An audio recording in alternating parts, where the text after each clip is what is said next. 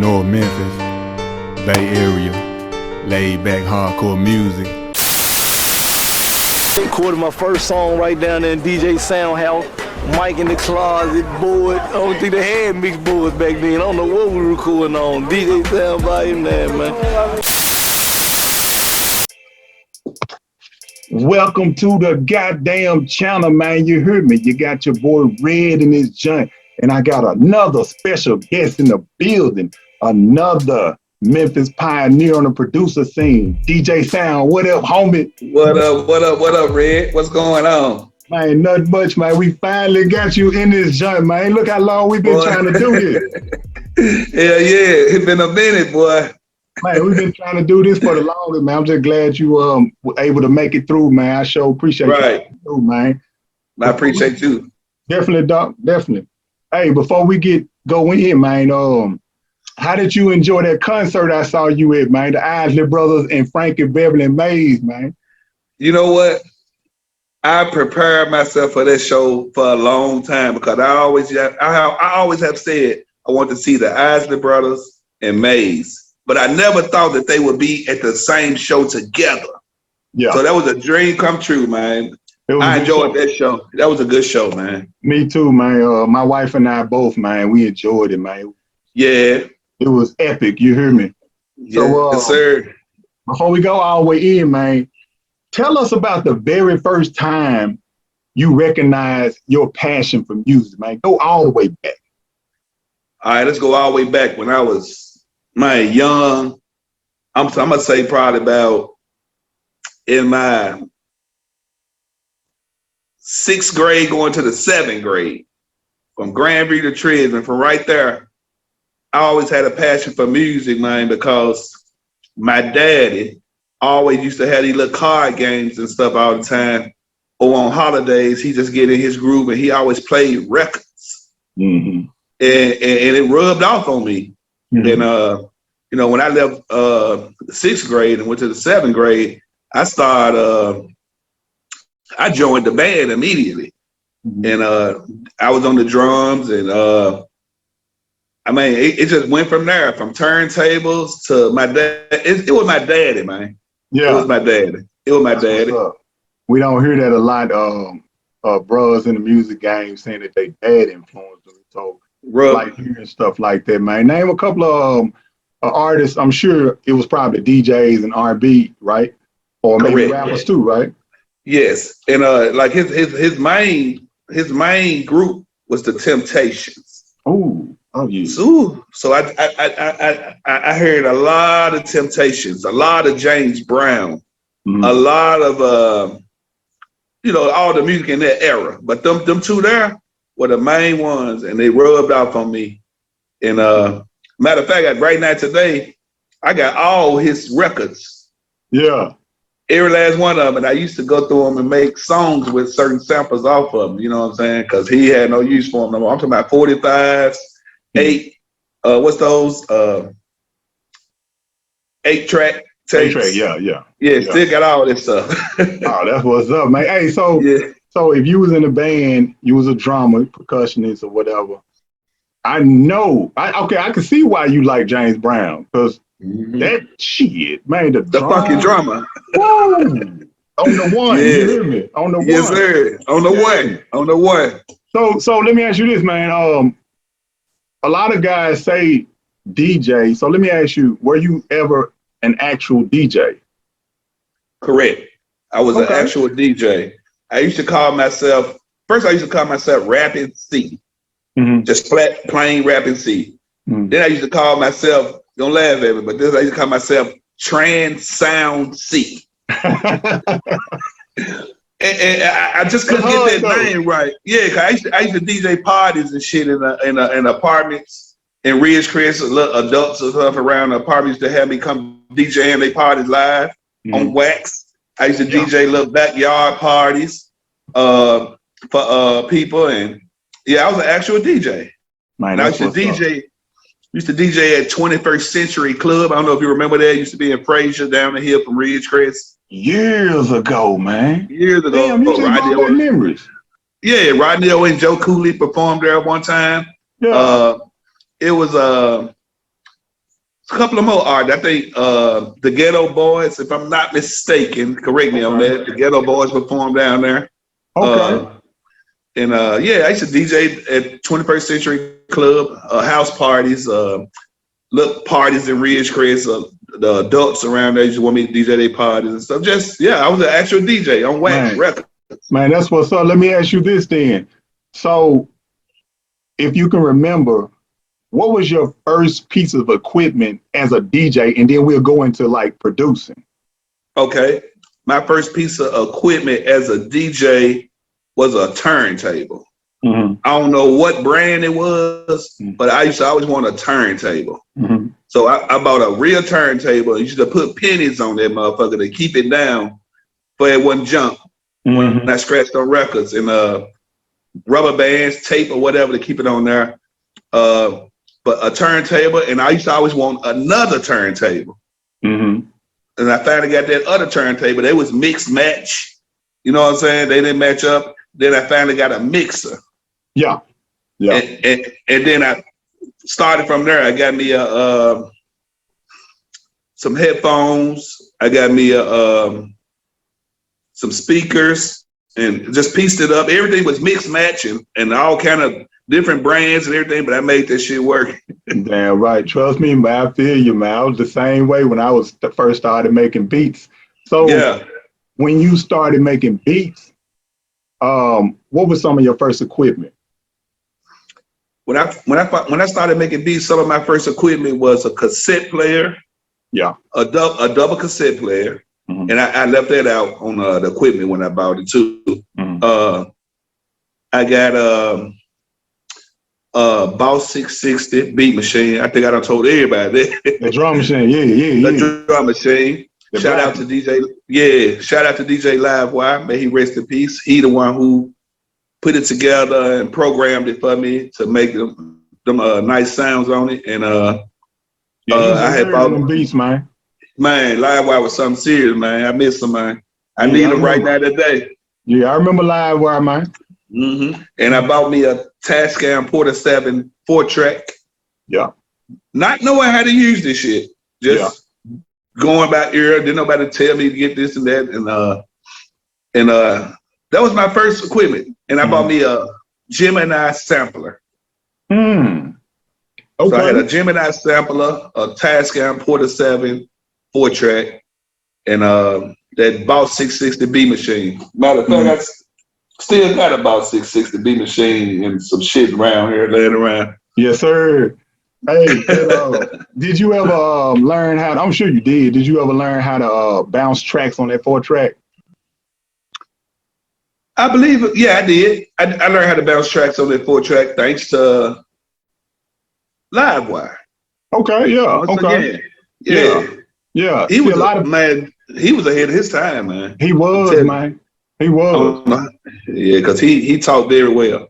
Yeah, definitely, man. I remember many years ago. Well, see, a lot of people that's not from Memphis that's remaking that dark sound now. A lot of people don't realize that's how we got that sound, by bouncing tracks down, because a lot of us at the time didn't have 8 tracks and 16 tracks. We had the 4-track. Sure. And we'll take it, take all in, and it'll take a little quality away. You feel me? Right. Yeah, it did. Yeah. It made it sound lighter. It made it sound even lighter when you keep going. The more you keep bouncing it, the lighter it get. Yeah. Pretty much take your bass away. Yeah. So let me ask you this, Sound. So now we know who you were influenced by and some of the equipment that you use. Give us an idea. Well, rather tell us who were some of the first artists or first groups that you started dealing with during this era. First artists and groups that I used to deal with was like LL Cool J. That what you mean? Like who I was? No. More like people you produce, people you were recording. Okay, you talking about the Frayser Click? Okay. Yes, just like that name, the Frayser Click. I just couldn't think of a name for my group. You know, everybody had groups in different parts of Memphis where they were from, Orange Mound, South Memphis, wherever, and they had a group name. And I was trying to think of something. What can I call my group? So I just kept it basic, the Frayser Click. Yeah, you know what I'm saying? yeah.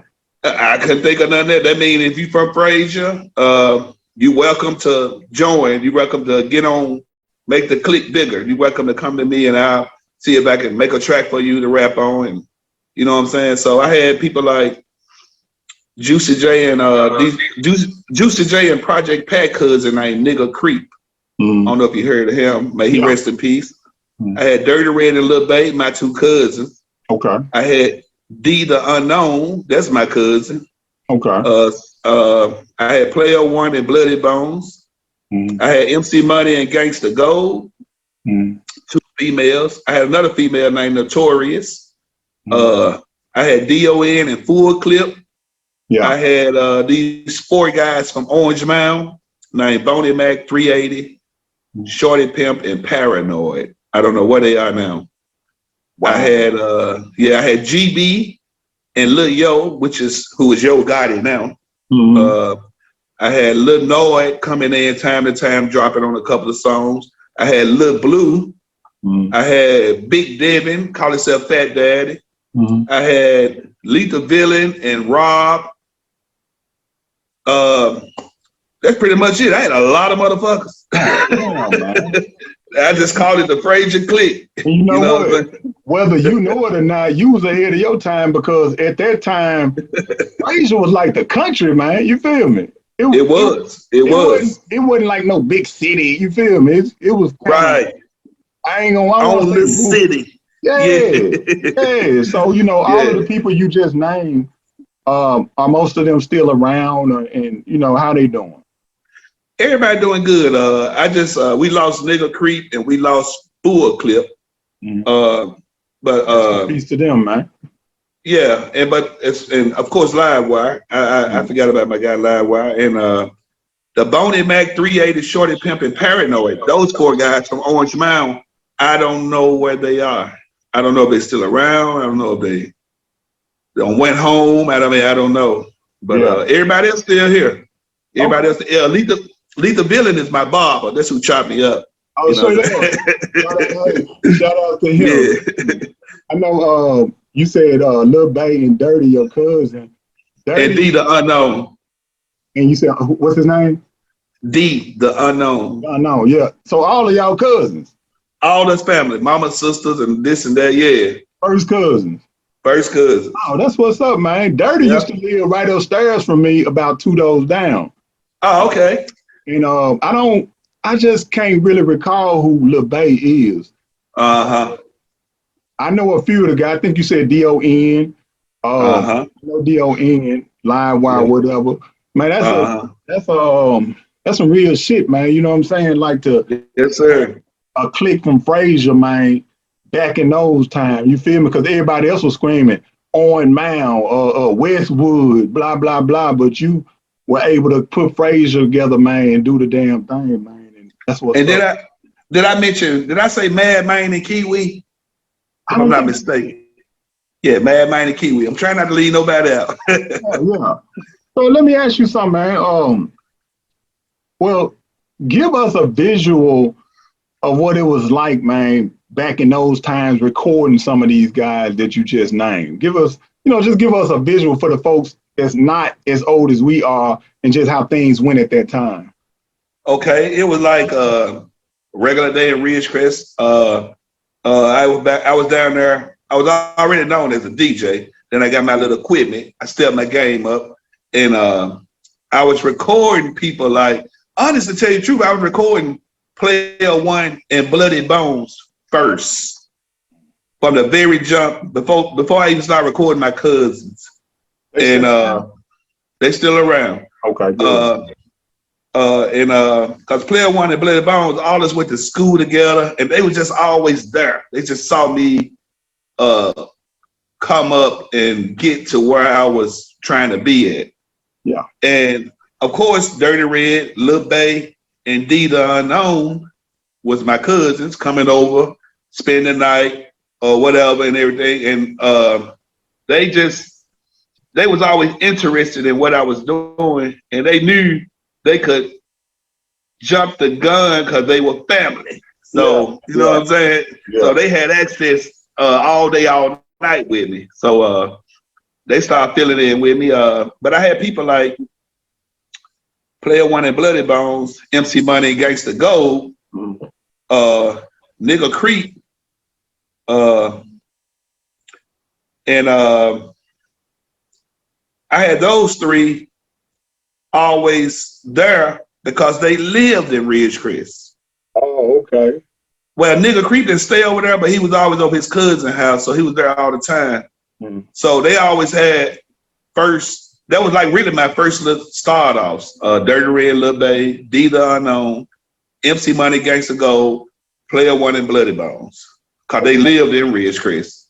Okay. See, I'm a little younger than you, so some of these people I don't know, but I'm glad you bringing me up to speed, man. And some of the music I haven't heard. You know what I'm saying? Right. But it's good that you're bringing us up to speed, man. I want to ask you something else. So, what type of distribution did you have, man? Was it like a mom and pops? Was it at the prom? Like, what type of distribution did you have, like, to get the music out there, hand to hand? It was hand to hand. It was stereo stores, Mr. Z's, Car Toys, Stereo One, Barbara's in Hollywood, Crafts over there in Arkansas, all these little moms and pops. Yeah, they started going to corner stores, and it would just start expanding, getting bigger and bigger. It got to the point where I actually like made Dirty Red, Lil Baby, Blood In, Blood Out solo tape, and they have to do some producing on that too. Cause Dirty Baby, Dirty Baby, they had it was in them to make tracks too. They always was outgoing and wanted to learn how to do stuff they self. Yeah. You know, that's how they still like that now. But you know what I'm saying?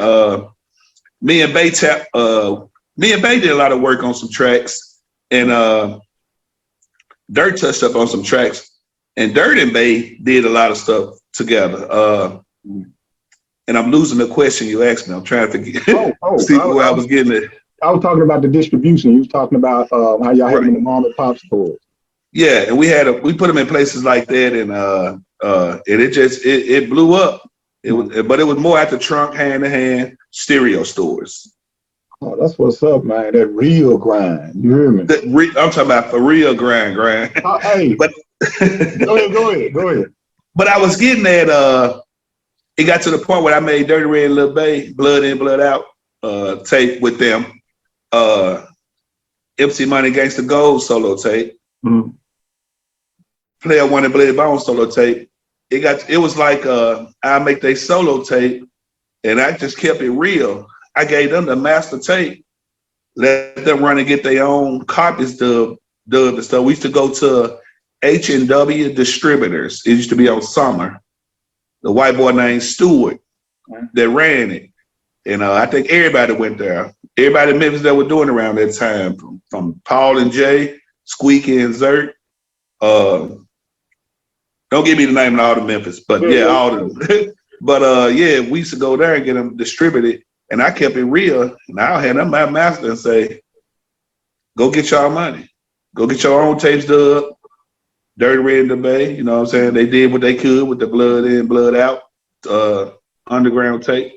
MC Money, Gangsta Gold, The Heart of Frayser. They did but they really didn't. I had to do it for them. They just went into doing all that. Yeah. You know what I'm saying? And I did that. Yeah, I did that. They're putting it out there and putting it in stereo stores and all that for them and everything. But I was giving people letting people make their own little money back then. Yeah. Shit, I feel you. You know what I'm saying? Do it. Cause I had too much going on. I was recording too many people. I was going to work. So I was working, recording other guys, and I had too much going on. So you know what? Y'all gonna get y'all own money. Okay. I'm trying to figure out, like, back in those days, man, it was a slim, dark-skinned guy with glasses that used to always be up there with Dirt in them. And he used to come down. I used to show him how to put the DR5 in song mode. I don't know his name, man, but he was slim, skinny dude, dark skin, had glasses. And I know that I think they used to do some recording upstairs. I never, got any of the sessions or anything, but I know it was one person I used to help all the time with the DR5. And I think at the time they had an ADAT machine that they was trying to work. And at that time I knew how to work, but I just never had a chance to get a working relationship with any of them. But I knew them because they was like my neighbors, but I didn't really know them as rappers. You feel where I'm going with it? Right. Cool. They were cool dudes, man. You hear me? But you don't know who that was. I don't know who he was, man. He was like I said, he wore glasses, man. He kind of looked like a nerd nigga, but he wasn't no nerd nigga. That's what he looked like. He had glasses, skinny, dark skin, and he used to come down. I used to show him how he worked the DR5, and he used to go back up and kind of like tell them how to, do it or whatever. And that's how we was networking. It was never like face to face. You know what I'm saying? Right. I knew a couple of them, but I didn't really just know them. You know what I'm saying? Like that. You feel me? Right. I got you. We was all trying to survive, and we was hustling, man, and, just trying to survive. But when nobody just, like off the charts and no shit like that, I just saw them as neighbors, but I knew that they had something going on. You feel me? Right. I got you. And it brings us to this point where we are now, man, what you introduced to the history of what was going on and how it led to where it got up to. You feel me? So yes, sir. Let me ask you this, man. We gotta discuss, man, Lil Yo, better known as Yo Gotti, man. How did you get in with him, man, as far as like doing any recording or just let us know, fill us in. First of all, we all came up together. Yeah. Me, Big Juke, Fat Sean, Pete, Timmy Tucker, it was a whole lot of us. That was our era. But we all had younger brothers. With my brother Pooh, then Juke brother Lil Yo, who was Gotti. They ran together. It was like this set of guys that ran together that was in their mid, early 20s. Then there was the younger guys about us, like starting it all over. Then under them, it was little more kids, you know what I'm saying? It was in sections. Yeah. And Gotti and them, I used to spend the night over at their house and stuff. It was real cool with Gotti and them family back then. Okay. We all went to school together, you know what I'm saying, from Grandview to Tresvant. And Gotti used to Gotti, actually, when I was telling you about that club, 21st Century, that was down the street, Gotti used to get up in there. And when he supposed to be in there? Young as hell. Young as hell, taking pictures with us and everything, Yeah. And it just started with him having a passion for music at a young age and being around what he was being around at a young age too, and it rubbed off on him to me. You know what I'm saying? Mm-hmm. I saw it. I always saw it in him, and I saw it coming, especially when he started recording with me, because he used to hang out my window, like I said, with my brother now, when I was in there recording guys that's my age and stuff, the Frayser Click guys. And my brother told me one day, that Mario be rapping and he be outside the window. He wanna get on your stuff. I forgot word for word how he said it, but I know he introduced me to him wanting to rap. Mm-hmm. I already knew him. So I don't know when today we actually recorded or did something, but I put him on something, and he had it in him, man. And I had to put him down. You know what I'm saying? He ripped it, and I did as much as I could with him, not knowing that it was gonna lead to what it went to now, but just having fun. You know what I'm saying? And he stayed at it, man. He never stopped. He never stopped. Yeah, that's definitely what it takes, man. Now I know a lot of people don't know that Yo Gotti once went by Lil Yo. So right. I got a question I'm curious about. Okay, when he was recording with you, there was no Yo Gotti, right? The name Yo Gotti. Not at all. It was Lil Yo. No Yo Gotti. But now he's Yo Gotti and there's no longer a Lil Yo, right? Correct. So with that being said, if you would, it's up to you if you want to answer or not. Who owns the masters to the Lil Yo recordings? I got him. I got him. I got. Yeah, I got. You got to drink some water behind there. I got him, and I just. What else could I do with him? I just hold on to him. Yeah. I got all. Look, it go a little case of masters right here. Just these not cassette playable. They had to be played on 4-track. They're just songs.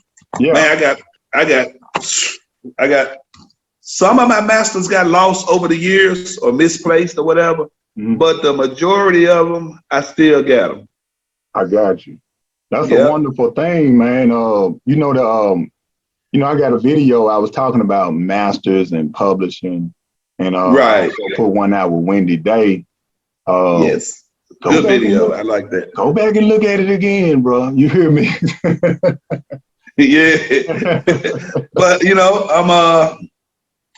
it's a lot can be done with these, and you know, he welcome to, like I say, use some of, you know, I would reach back and use some of my old shit that I said, or you know, some of my, I mean, you know, he welcome to use some of his stuff. Yeah, you know, I would and blend it in with something new or something, but that, you know how they do. Yeah. I'm with you. With you. I was just curious, man, because you know that shit was hard. You feel me? That shit, it got its own little twist and flavor to it. You know. Definitely. It do. So let me ask you this, Sound.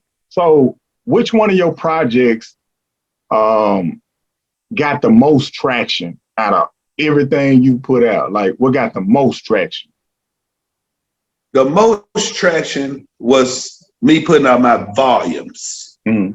Volume, I got a volume 1, volume 2, volume 3, volume 4, all the way up to volume 10. Volume 11, I never released. Talk to me.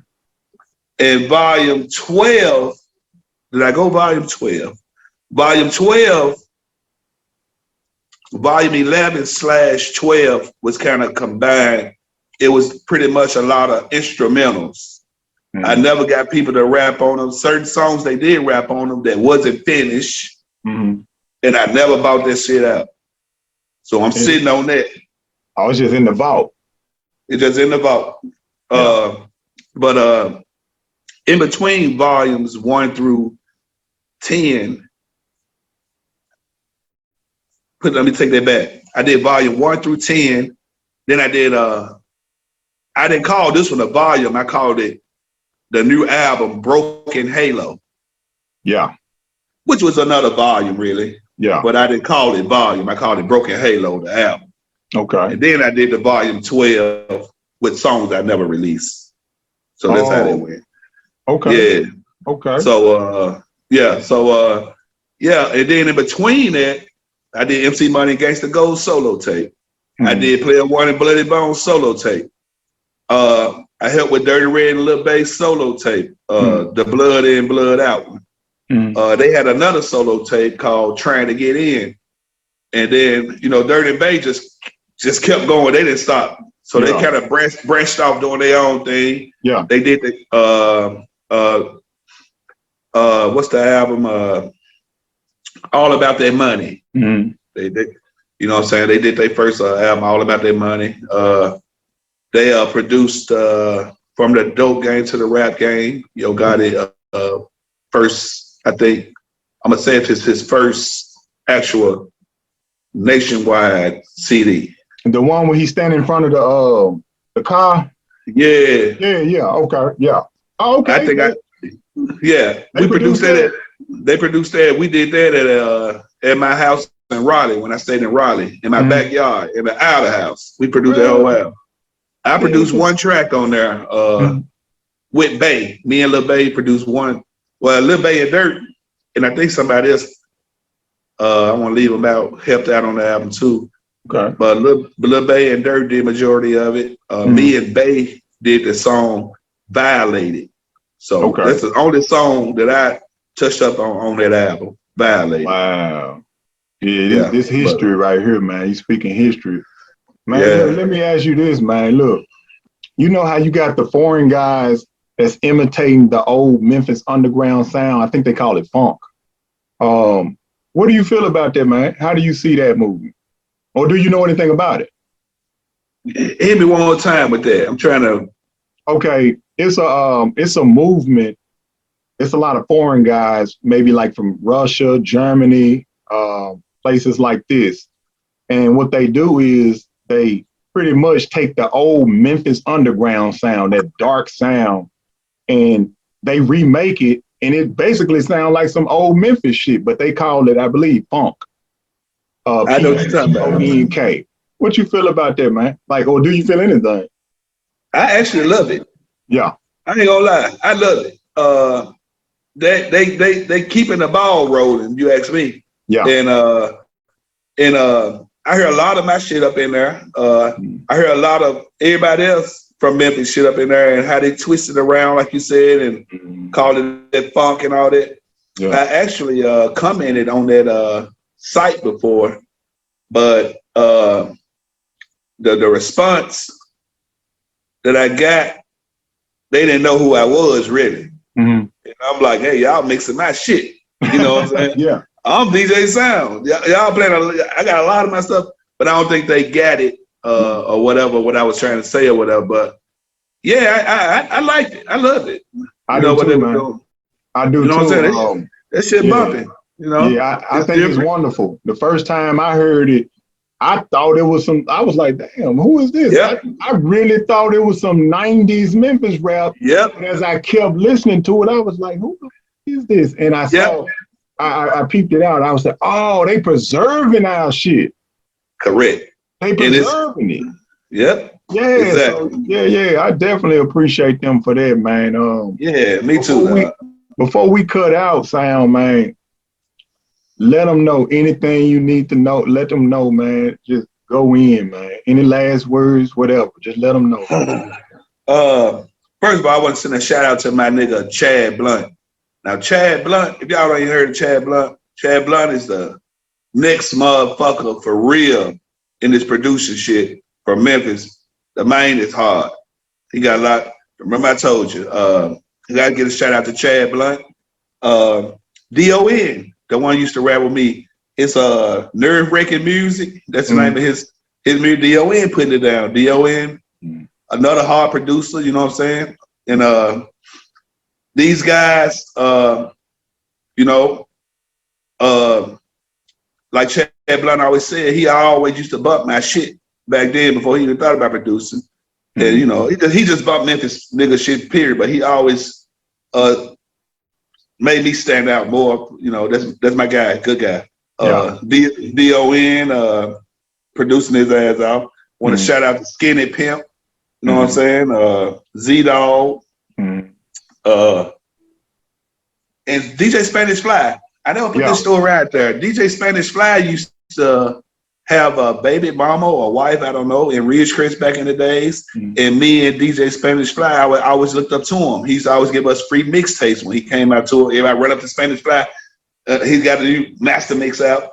And one day, I'll never forget it, I finally got DJ Spanish Fly to come down to my room in my house, stand behind me, and I put them headphones on like I got on, and I showed him, I just put it down right there for DJ Spanish Fly on my turntables. And, that was a great moment, man. I know it, man. DJ Spanish Fly was in my room, man, you know what I'm saying? And watch me scratch and stuff. And, you know what I'm saying? That's what's up. He don't get the credit he really deserves, man. He don't. Yeah. He don't. He definitely need his flowers now, man. You feel me? Goddamn right, man. For sure. Damn right, man. Man, go ahead. I'm sorry. No, you good. I don't know what Lil Hang the Stunt Man is. I don't know if you ever heard of Lil Hang the Stunt Man from Orange Mound. He used to be with 8Ball and MJG now. Real tight with them, and that when I smoked my first blunt with 8Ball and MJG with Lil Hang the Stunt Man, thanks to him. So that's what's up. They had to throw that in there, man. Just a small world. Man. Small world. I'm glad you came on, man, and informed us on this history, man, because this will get like the next generation and people that don't know, man, that understanding of Memphis underground, Memphis hip hop, etc. You feel me? Right. I so appreciate you coming on, man. We're gonna definitely in the near future have to do it again so we can give them a follow up like a part 2, man. Got to, man. Yes, sir. I was just gonna speak on that. We got to do a part 2, though. Got to, man. I sure appreciate it. I heard you mention Z-Dog earlier. I had Z-Dog on here a couple months ago, man. That's a good guy. Okay. Yeah, yes, he is. Yeah, he's very a good guy, man. I met him many years ago, and he's the same person, man. Yeah, he is. Yeah, he really is, man. But don't let me hold you up. I appreciate you coming on, man. You good. You good. Grateful, man. You hear me? Grateful, man. Man. Love, Show, man. You be up, man. Thank you. You hear me? Yes, sir. Take it easy, bro. Red. Yes, sir. Part 2 coming, probably. Part 2. We're going to do it, man. Just let me know. You hear me? All right, Red. Appreciate you, bro. All right. Love. Love.